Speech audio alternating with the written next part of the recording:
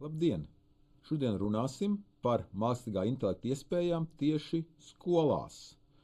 Sākam ar to, ka praktiska mākslīgā rīka izmantošana skolā jau notiek. Skolā jau ir mākslīgais intelekts skolēnu ierīcēs, dažādās platformās un arī dažādos mājas darba procesos. Tad jautājums nav vai, bet kā lietot atbildīgi. Un atceramies vēlreiz, ka mākslīgā intelekts tas ir tikai rīks, instruments, nevis skolotāja aizvietotājs. Pasaulē par šo jau domā samērā daudz. UNESCO ir arī izstrādājis vadlīnijas tieši runājot par ģeneratīvo mākslīgo intelektu, un saskaņā ar šīm vadlīnijām mākslīgais intelekts var nodrošināt nodarbību plānošanu, jeb atbalstīt metodisko materiālu izstrādi, gan izglītojamo darbu vērtēšanu un arī komunikāciju ar vecākiem. Ne tikai, bet ir svarīgi nosacījumi, lai nodrošinātu šī caurspīdība, ētika un cilvēka kontrole kā gala lēmuma pieņēmēju. Pēc šīm vadlīnijām. Apstīsimies, kur tad mākslīgais intelekts var palīdzēt skolā. Kas ir laba uzvedne, kas veido šādu labu uzvedni, un apstīsimies konkrētu piemēru, un tad nedaudz parunāsim par dažādiem šiem te rīkiem, kas jau ir pieejami skolotājiem un kurus jau izmanto jūs paši vai arī jūsu kolēģi. Un jāprunā arī, protams, drošība. Tāda lieta kā bias, dezinformācija un arī halucinācijas. Iespējas izglītībā. Protams, šī lielais iegūms ir šī iespēja iegūt personalizētu mācīšanos. Mēs varam skaidrot vienu un to pašu mācību tēmu dažādos līmeņos, diferencēt šos uzdevumus un arī varbūt dažādu valodu atbalsts. Varam adaptēt mācību materiālus, varam pārfrāzēt tekstu, ja tas ir vajadzīgs, dažādu jautājumu un tekstu ģenerēšanu. Tāpat arī varam veidot dažādus kopsavilkumus, konspektus un arī atslēgu vārdu sarakstus. Mūsu skolotāju darbu atbalstam, varam izveidot dažādus stundu plānus, rubrikas un pat palīdzēt ar sacerēt vecāku vēstules. Kas veido labu uzvedni? Angliski to sauc par prompt. Neformālā latviešu valodā to sauktu par vaicājumu, bet korektā latviešu valodā terminoloģiski mēs saucam to par uzvedni. Tur būtu 6 sastāvdaļas, ne visas vienmēr būs, bet būtu jāpadomā par visām 6. Tad mērķis, ko mēs mēģinām sasniegt, kāda ir mūsu loma, arī šī mākslīgā intelekta loma, kādus uzdevumus mēs gribētu uzdot, kādai auditorijai ir paredzēta šāda uzvedne, vai ir kādi ierobežojumi, un kāds būs izvades stils, kāds formāts, vai būs vienkārši teksts, vai būs kaut kāda tabula, kāds cits formāts. To visu ir stipri vēlams uzstādīt. Apstīsim vienu konkrētāku tieši uzvedni, kurā jau ir par to padomāts. Tātad šajā uzvednē mums ir jāizstrādā praktiski 40 minūšu 8. klases dabazinību nodarbības plāns par fotosintēzi. Tad ir konkrēts mērķis, un mēs pasakam, noformējam tabulā aktivitāti, arī šeit, tā teikt, meta līmenī, padodot arī mērķi, materiāli, instrukcijas un ilgums, tad viss, kas vajadzīgs. Un iekļaujam diferenciāciju dažādu līmeņu skolēniem šajā 8. klasē. Dažiem ar mācīšanās grūtībām, dažiem ar augstāku sniegumu, varbūt dažiem, kuriem pat valoda arī vēl ir kādas zināmas grūtības.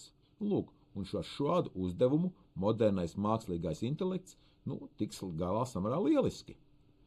Tad jautājums var būt, vai viss ies tik gludi. Ir dažādi šie te klupšanas akmeņi. Droši vien visi zinām jau tagad par halucinācijām, iespējams kaut kas tiek, tā teikt, izvilkts no dzila gaisa, jo, atceramies, ka šie modeļi ir varbūtiski, viņi nav konkrēta, tā teikt, noteiktu zināšanu padošana. Un varēs arī līdz ar halucinācijām, varēs arī dezinformācija, nepatiesa informācijas sniegšana. Bet ar tā mēs parasti kā pasniedzēji tiekam galā tīri labi. Grūtāk ies ar neobjektivitāti, latviskajā tulkojumā, tad bias, par ko iet runa tieši no tā fakta, tas izriet, ka mākslīgais intelekts trenēts uz jau plaši pieejamiem datiem, kur jau ir šī neobjektivitāte. Piemērs, ka visi skolotāji ir sievietes un visi inženieri ir vīrieši. Šāda veida neobjektivitāte var ieviesties. Ar to ir jārēķinās. Ja mēs gribam visapkārt iekļaujoši, visi iekļaujoši gribam būt.